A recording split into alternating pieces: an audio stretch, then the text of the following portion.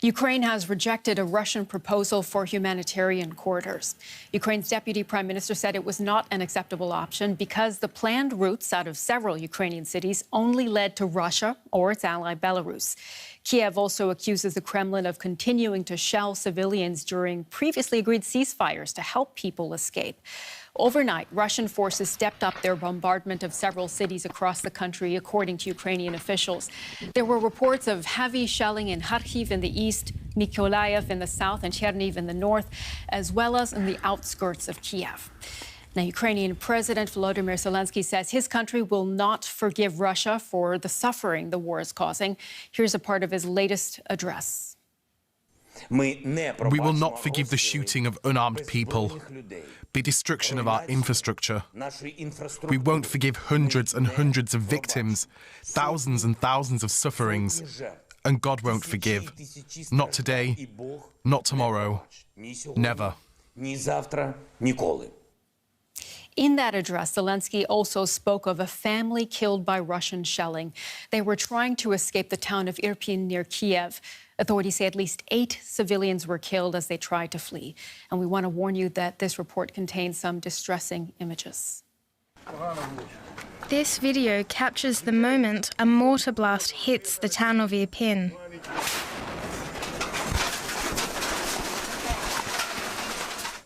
People are making a desperate dash to safety. Taking only what they can carry, residents climb over a bombed-out bridge, praying they make it out before the shelling returns. Not everyone does. It's risky to leave, but perhaps riskier to stay. The city's infrastructure has been decimated by days of fighting, leaving residents without heat, electricity and water. Supplies are running thin. There is now no possibility physically to do any supply, no bread, no milk, no eggs, no nothing, and all the chemistry is closed, and it's terrible. Ukrainian authorities say the Russian army has stepped up its shelling of residential areas. Russian forces blew up the railway station here, so now ambulances and vans are being used to evacuate people to nearby Kyiv. But with the Russian assault getting closer to Kyiv, it may not be long before they have to flee once again. Let's get an update on the situation on the ground now. We have our correspondent Nick Connolly in the Ukrainian capital, Kyiv. Nick, it's good to see you. I want to start with some of these reports that we're seeing that the evacuation routes out of Ukrainian cities are leading into Russia and Belarus. That hasn't been confirmed yet, but what would that mean? Well, obviously, that would be a kind of for now, seemingly unlikely scenario. This is something that's on paper. Obviously, Russia wanting to show that it is not trying to cause damage to Ukraine's civilian population. We've heard all that rhetoric from the Kremlin talking about Ukrainians as a brother nation, even though Russia obviously willing to use considerable force, not just against the Ukrainian army, but against Ukrainian civilians in recent days. I think it's very unlikely this is going to get off the ground. We've seen a lot less ambitious plans for humanitarian corridors out of Mariupol in the far east of the country, which is now surrounded on 3 sides with the sea on the other, and 2 attempts to organize a temporary ceasefire to let civilians out have failed. Ukrainian side has accused the Russians of breaking that ceasefire, of breaking their commitments. I think it's just very difficult to see right now, at a time where hundreds of soldiers on both sides are dying every day. It's very difficult to see how they can even get to the table and come to some kind of agreement without outside mediation, an outsider like the Red Cross bringing them together, because there just isn't the trust between the both sides right now. Nick, can you tell us how things have been there in the capital, Kyiv? Here in Kyiv, it's kind of eerie and nervy. I think so far Kyiv hasn't seen the kind of airstrikes that we've seen in other big cities, especially Kharkiv in the east, where you've had significant bombing of buildings, government buildings, but also of private civilian accommodation, of residential districts. For now, it's more the fear of Russian sleeper agents. There is the expectation that there will be more attempts on President Volodymyr Zelensky's life, more attempts by Russia to get rid of that democratically elected Ukrainian leadership and install their own puppet leadership, as it were, here in Kyiv. So there's that kind of fear of strangers, of agents still here. We've heard from intelligence, Ukrainian intelligence, that they think there are still lots of cells of these sleeper agents on the ground who were on the ground before this war started, heavily armed and ready to do damage. So there's a kind of emptiness and a fear here and an expectation of worse things to come.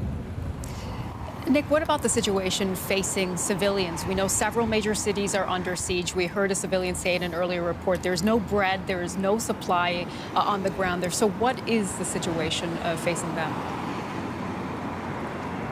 Well, it depends where you are. Here in Kyiv, there still are routes open from the south, southwest, so food is coming in. You can't get everything, but you can get the basics. And obviously most people have supplies, and they still, for now, haven't had to kind of start using them. They can still go out and buy stuff. But in places like Kharkiv, it's much, much worse, where we have seen significant damage to residential districts. Also, gas pipelines, people left without heating. It's still pretty cold here. And I think most crucially for people's morale, it's about mobile phone networks. In Mariupol in the Far East, people have now spent a few days without mobile phone connection, reliable connections, and that really takes people's chance to kind of find out what's going around in the country as a wider kind of situation, stops them from contacting their families and their friends. So I think that really is the most difficult thing. I think as long as people have that connection to the outside world and get some kind of sense of the potential to get out or support from the government, we've seen some towns retaken by Ukraine's government today. I think they can, for now, sit this out. But I think cut off from any communication, that is going to be the real test of people's morale and their ability to kind of sit this out. Nick Conley reporting for us there. Thank you for that update from Kyiv. Western Ukraine has remained relatively safe so far, with the heaviest fighting concentrated in other parts of the country. But Ukraine's defense forces are preparing for a possible Russian attack. Locals are worried about what might happen if the war reaches their doorstep. DW's Alexander von Namen reports. A checkpoint on the outskirts of Lutsk in northwestern Ukraine. Sasha Baroda is one of the local fighters who have joined Ukraine's defense forces. He tells me that morale among the troops remains high, despite the dire situation in the country. At the moment, it is calm here. We are preparing the defense of Lutsk and the region with everything we have. At the same time, we're helping those who volunteer to join the army and deploy to the front in the east and to defend our Ukraine. Life still seems to go on here in western Ukraine, despite the heavy fighting that is taking place in other parts of the country. And yet, residents tell us they want to be ready for whatever might come next. At the beginning of its invasion, Russia targeted an airfield not far from the city.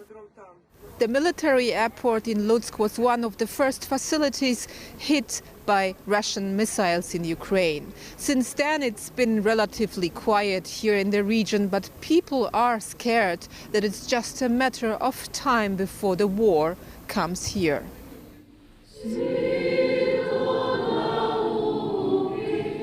They seek comfort through prayers in the local church. The sermon that day urges the churchgoers to forgive those who have done them wrong. This is a truly Christian message, Father Roman tells me, but one that is so hard to follow right now. I wish I had never seen that day, that I had died before. It's really hard to keep living. Outside the church, Valentina receives a blessing for a safe journey.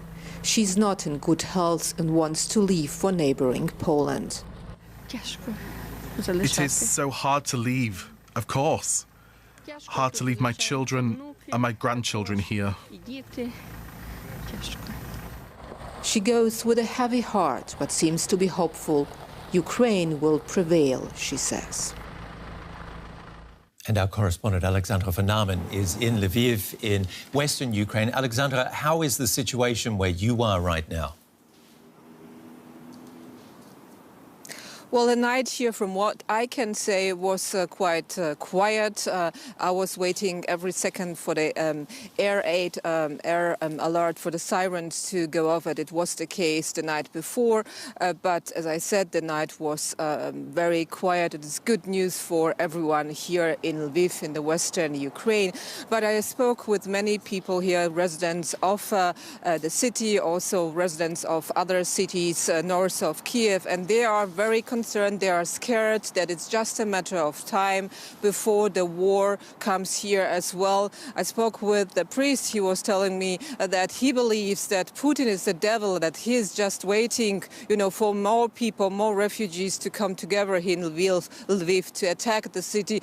And that is just showing you the fears here and how people are just really scared what might come next.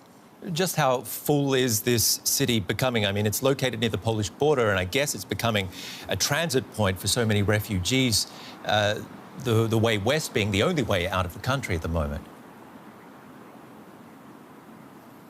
Well, that's you're totally right. That's the case here. And I was at the border during the weekend, and we saw there a lot of families with small kids waiting in the middle of night to cross the border.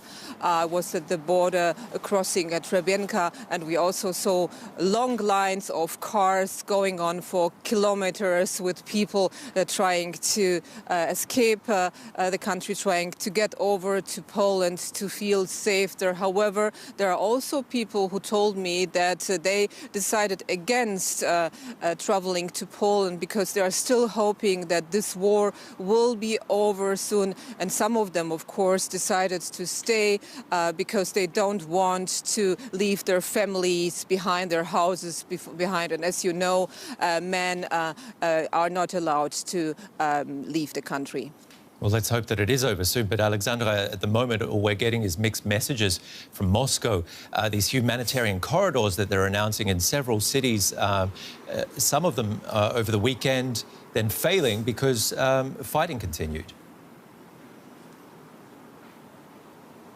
Well, that's true, and of course that is why many here are skeptical whether it's really gonna be possible to evacuate residents of cities such as Mariupol, for example. Well, people do not have any access to water, to electricity, where the situation is dire, where really it's a need for people to get out, to get to safety. According to the Ukrainian side, it was Russia to be blamed, that two attempts to get those humanitarian corridors to work and to evacuate people, that those attempts failed. Now we are hearing from the Russian Defense Ministry that they are ready to make it possible for residents to leave Mariupol, to leave Kyiv, for instance. But of course there is a lot of skepticism here that this is really going to happen.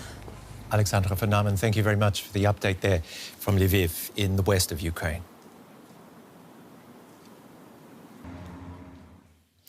Let's get a roundup of some other headlines now.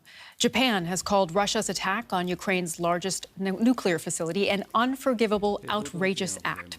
Russian soldiers took the Zaporizhzhia facility on Friday after shelling it and have reportedly turned off its internet and telephone lines. The UN nuclear watchdog has also voiced its concern. Reliable communications are critical to nuclear plant safety. And several nations are calling on Interpol to suspend Russia from the organization immediately. That's according to the British Home Secretary. The countries cite the threat to public safety from Russia's invasion of Ukraine. The law enforcement body is a network of 194 countries.